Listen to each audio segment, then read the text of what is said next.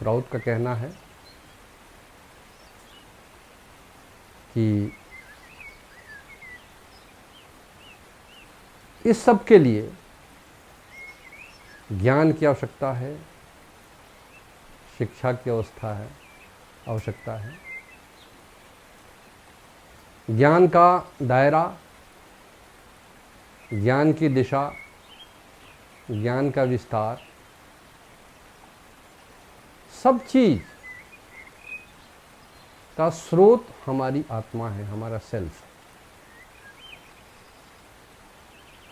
इसलिए धरती के लोगों को, हमको आत्मनिष्ठ, आत्मपरक नहीं आत्मनिष्ठ बनाना होगा। जब तक हम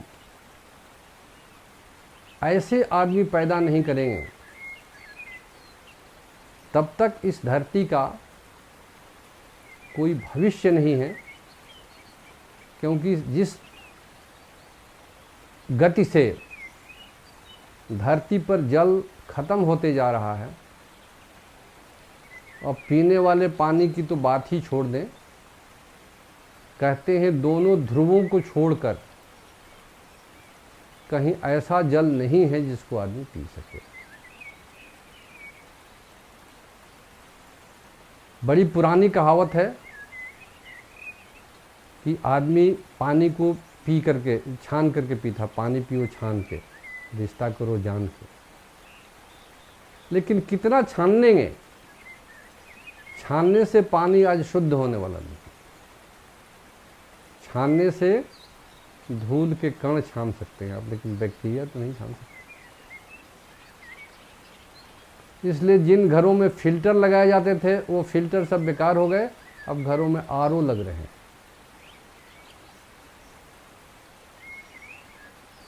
पीछे में देखा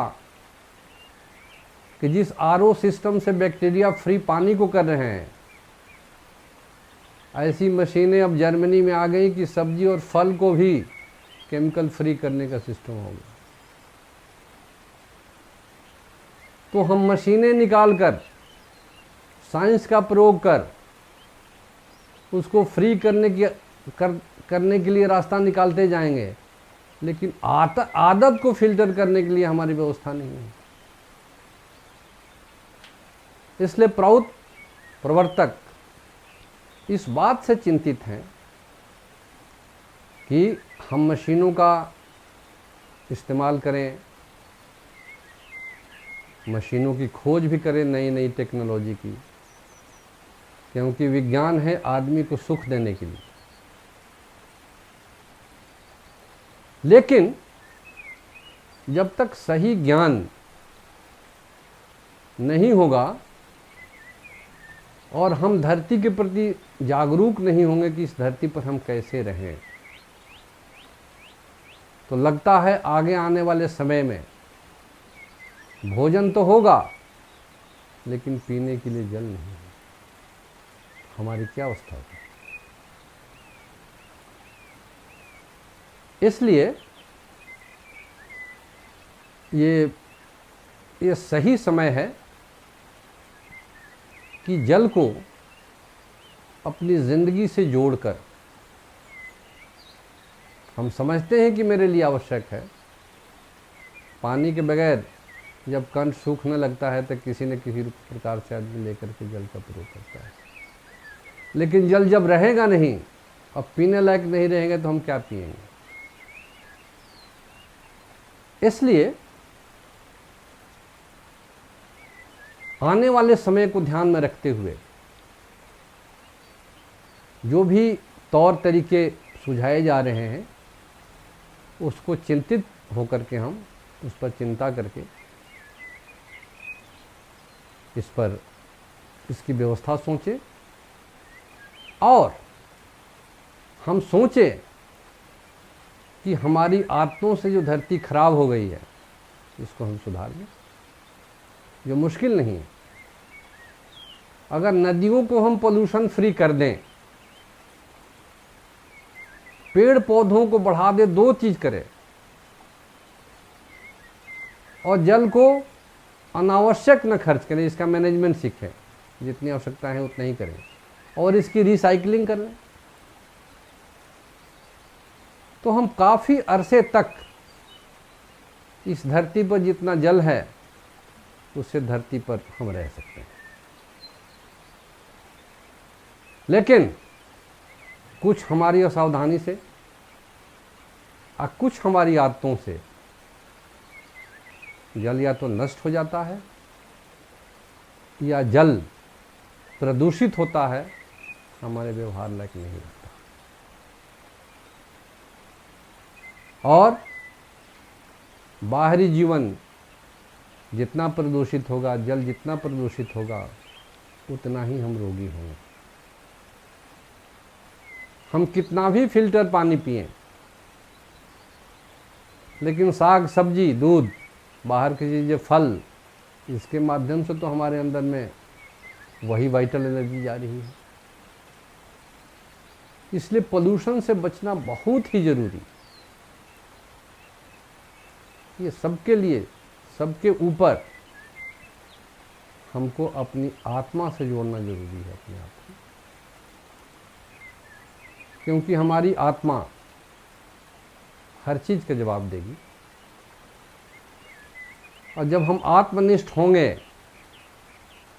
तो धरती के जीवों को हम देखेंगे जैसे हमारा जीवन प्यारा है, लेकिन हमारे जीने के लिए पेड़ पौधा, पशु पक्षी, जीव जंतु सब रहना चाहिए।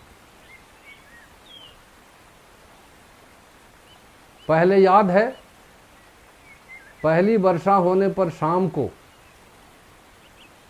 आकाश में चिड़ियों का खेल शुरू हो जाता था, क्योंकि कीड़ों के शिकार में निकलती थी, सब कीड़े नीचे से निकलते थे।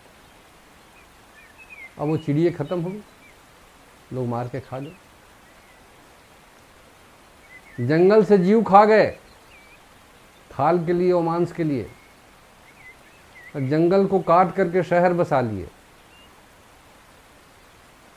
अब हमारी जंगली जीवन हो गई। जंगल नहीं रहने से बाहर का हम असुरक्षित आज हो गए। तो जीवन के प्रति दृष्टि बदलने का मतलब है कि हमको एक नव्य मानवतावादी जीवन जीने सीखना होगा। इसकी शिक्षा आवश्यक है। प्राउड की यही सीख है, उसकी यही शिक्षा है कि मानव जीवन जो मनुष्य जीवन से निम्न जीवन है, पेड़ पौधा पशु पक्षी, उस पर निर्भरशील है। हम जीते हैं तो उनको भी जीना आवश्यक है, उनको भी जीने का हक है। इस प्रकार की शिक्षा, इस प्रकार की दिनचर्या, इस प्रकार की देश और दुनिया की प्लानिंग जब होगी तो इस धरती पर सभी सुरक्षित होंगे। और हमको लगता है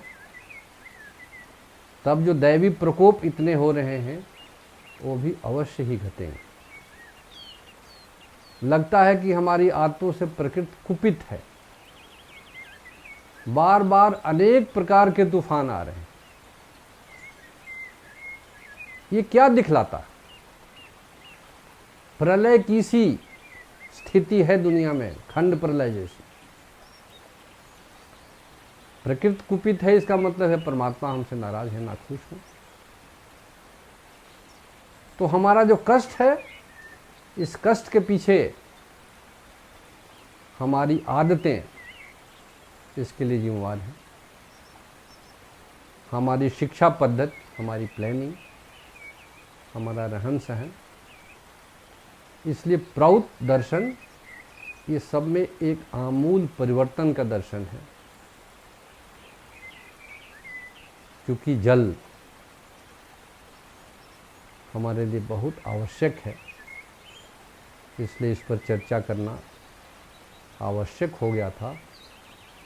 आशा और विश्वास है कि ये जो सुझाव हैं इसका पालन करके अपने घर, अपने गांव, अपना शहर, अपना प्रदेश, अपना देश और इस दुनिया को रहने लायक बनाएंगे, क्योंकि ये शस्य श्यामला धरती धीरे धीरे बर्बाद होते जा रही है।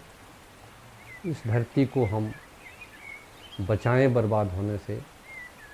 ये सब हम लोगों का परम धर्म है, परम कर्तव्य है। ये हमारा सामाजिक धर्म है। हम अपने जीते हैं काफ़ी नहीं है, सभी जिएं, धरती भी ठीक से रहे, ताकि अगर दूसरे ग्रहों के विकसित जीव अगर इस धरती को देख रहे हों, हम नहीं ऐसा समझ सकते, हमको ऐसा नहीं समझना चाहिए कि हम ही अपने यहाँ से बैठ करके दूसरी दुनिया को स्केल करने की कोशिश कर रहे हैं। बाहर की दुनिया के लोग भी, दूसरे ग्रहों के लोग भी धरती पर नज़र लगाए हैं। इसलिए हम इसको समझें कि हम कभी दूसरे ग्रहों के लोग से हमारा कॉन्फ्रेंस होने लगे, मुलाकात हो, तो हमारा सिर न झुके। वो ये न कह देंगे कि देखो हम कैसे रहते हैं, तुम कैसे रहते हो। जैसे शहर का आदमी गांव के आदमी को नीचा देखता है, कहता है कि तुम कैसे रहते हो, बहुत असभ्य हो। तो दूसरे ग्रहों के लोग ये नहीं कि तुम धरतीवासी, तुम कितने असभ्य हो, तुम्हारी नदियां यूं हैं, तुम्हारे पेड़ पौधे हैं नहीं, धरती गंजी हो गई तुम्हारी,